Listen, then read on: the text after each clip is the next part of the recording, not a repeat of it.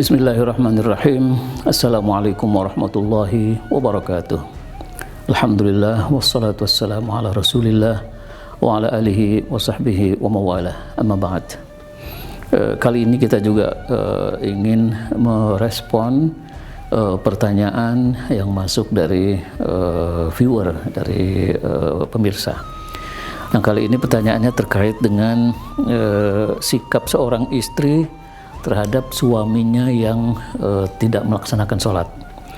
Jadi dalam kasus ini istri menyebutkan bahwa suaminya tidak sholat tetapi masih bertanggung jawab memberi nafkah kepada keluarga. Jadi dari sisi itu memberi nafkah suaminya bagus, sangat bertanggung jawab. Tapi dari sisi lain suami itu tidak melakukan sholat. Nah, pertanyaan sang istri, saya harus bagaimana? Nah, tanggapan saya begini. Pertama kita lihat alasan mengapa si suami tidak melakukan sholat. Sebab kita perlu melihat betul alasan itu. Jika alasan si suami itu tidak percaya bahwa sholat adalah suatu kewajiban, nah ini bahaya. Ini sudah termasuk persoalan yang besar. Karena ada istilah dalam agama itu al-ma'lum minad-din bid-darurah, bahwa ada hal-hal yang dalam agama Islam sudah sangat umum diketahui oleh semua orang.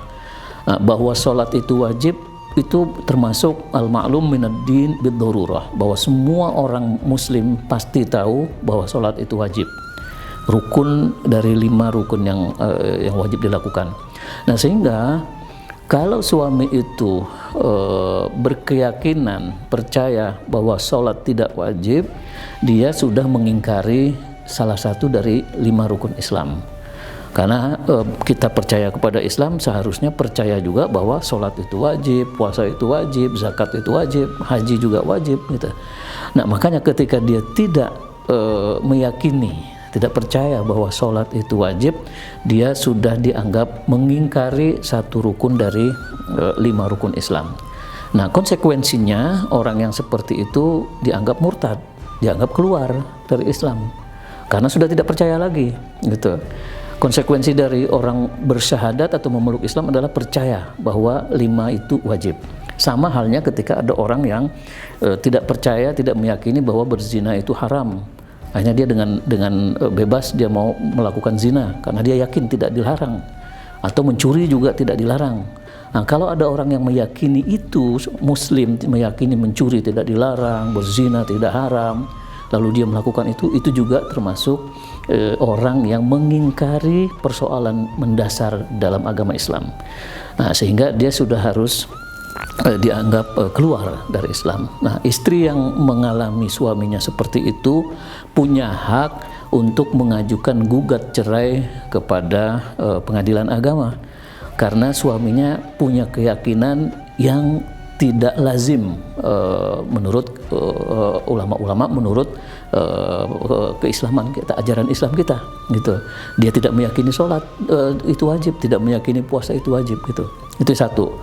Yang kedua, kalau alasan si suami tidak seperti itu, dia hanya mungkin malas, gitu, sekali-sekali sholat, sekali-sekali tidak, banyak tidaknya, tapi dalam hatinya, dalam dirinya dia masih percaya, masih yakin bahwa sholat itu wajib, cuma karena dia malas, gitu, atau berat melakukan, nah itu tidak keluar dari Islam, itu masih tetap muslim karena dia masih meyakini.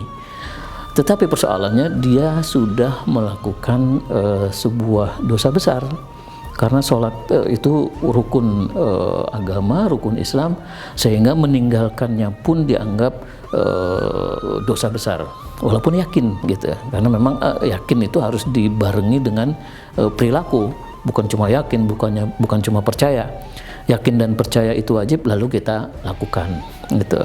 Nah, lalu apa yang dilakukan oleh sang istri? Kita lihat itu tadi persoalannya. Jika yang kedua yang terjadi bahwa suaminya itu masih meyakini sholat itu wajib, tetapi kadang-kadang malas atau berat sekali. Nah, saya kira ada beberapa tip yang mungkin bisa dicoba, gitu. Kadang-kadang kita melihat kejiwaan atau psikologi seorang suami laki-laki yang umumnya merasa gengsi kalau diingatkan oleh istrinya sendiri, karena dia mungkin berpegang teguh bahwa suami adalah pemimpin di dalam keluarga. Masa saya diatur-atur oleh istri? Kan bisa saja ada orang yang begitu. Nah, jika itu keadaannya, istri bisa saja menempuh cara yang lain. Umpamanya mengajak bertamu bermain ke rumah kerabat yang rajin sholat, sehingga nanti di sana pada saat berada di sana dan tiba waktu sholat, si tuan rumah akan mengajak kita untuk sholat. Tentu dalam keadaan seperti itu, suami yang tadi malas sholat itu akan merasa tidak enak kalau tidak ikut sholat bersama tuan rumah. Nah, dengan membiasakan seperti itu, kita berharap sedikit demi sedikit suami yang tadi tidak sholat menjadi terdorong dan malu sendiri. Kok tetangga saya, kok orang lain, kok teman saya, kerabat saya sholatnya rajin, kok saya tidak, dan seterusnya.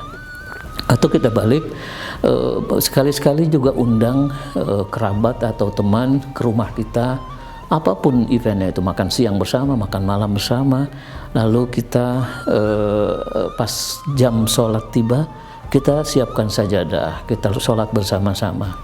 Tentu dalam keadaan seperti itu, suami sebagai tuan rumah juga akan merasa malu kalau dia tidak melakukan sholat sementara tamunya sholat, gitu. Dan yang ketiga, yang tidak kalah pentingnya, istri saya kira sangat perlu memperbanyak doa, memohon kepada Allah, karena yang mengubah, membolak-balik hati itu adalah Allah. Nah, kita berharap kepada Allah yang menguasai hati manusia ini untuk memberi petunjuk kepada suami yang memang kebetulan belum sholat. Itu andai kata dalam waktu singkat, beberapa bulan atau sebulan gitu, kok suami masih tetap juga belum berubah, kita tidak perlu risau juga, karena Allah yang mengatur gitu. Jadi serahkan sepenuhnya kepada Allah. Kita perlu ingat juga, Nabi Ibrahim berdoa untuk diutus kepada masyarakat Arab itu, seorang nabi itu baru dikabulkan oleh Allah setelah sekian tahun. Jadi kalau kita baru berdoa seminggu, 2 minggu belum dikabulkan oleh Allah, saya kira jangan terburu-buru merasa putus asa. Allah akan mengabulkan pada waktunya. Mudah-mudahan kami ikut berdoa, saya ikut berdoa, semoga ibu yang mengalami hal seperti ini segera dimudahkan oleh Allah. Terima kasih.